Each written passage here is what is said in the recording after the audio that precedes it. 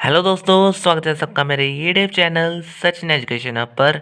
तो दोस्तों, आज हम बात करने वाले हैं कंपैरेटिव साइज स्टेटमेंट और कॉमन साइज स्टेटमेंट के बीच में डिफरेंस क्या है। तो दोस्तों, डिफरेंसेस के वे में आज ये जितने भी पॉइंट्स मैंने लिखे हैं ये सारे आज हम डिस्कस करेंगे। तो दोस्तों, बिना टाइम वेस्ट ये करेंगे स्टार्ट। उससे पहले आपको पता है कि अगर आपने कोई भी नोट्स लेने हैं किसी भी और कॉमर्स सब्जेक्ट से रिलेटेड, तो आप मेरे टेलीग्राम चैनल को भी ज्वाइन कर सकते हैं। उसका लिंक भी आपको डिस्क्रिप्शन में दे दिया गया है।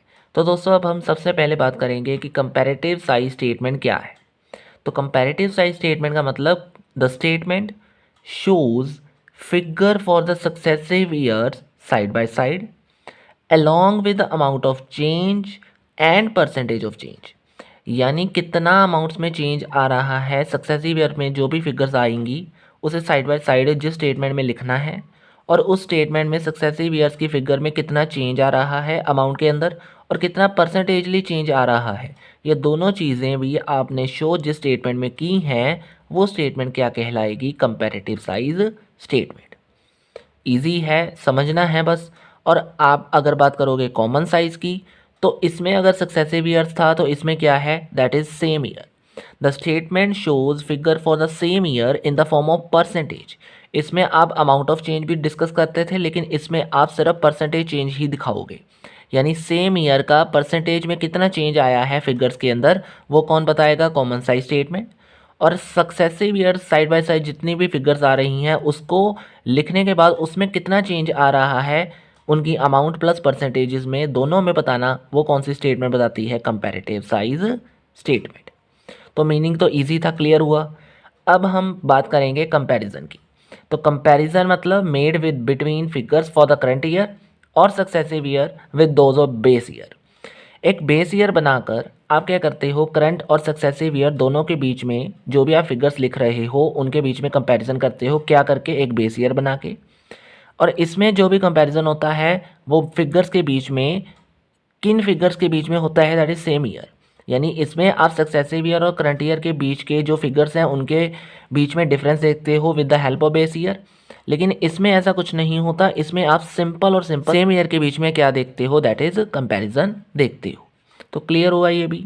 इसके बाद आती है हॉरिजॉन्टल या फिर वर्टिकल। तो अगर आप बात करोगे कंपैरेटिव साइज स्टेटमेंट के अंदर तो ये बनती है हॉरिजॉन्टली। आप बात करोगे कि हॉरिजॉन्टल एनालिसिस के अंदर अगर आपने कौन सी स्टेटमेंट तैयार करनी है तो वो नाम आएगा कंपैरेटिव का। और अगर आपने वर्टिकल के अंदर बात करनी है तो वो बात आ जाएगी आपकी कॉमन साइज स्टेटमेंट की। अब कंपैरिजन फॉर्म, ये तो था कंपैरिजन किन के बीच या किस तरीके से करना है आपने।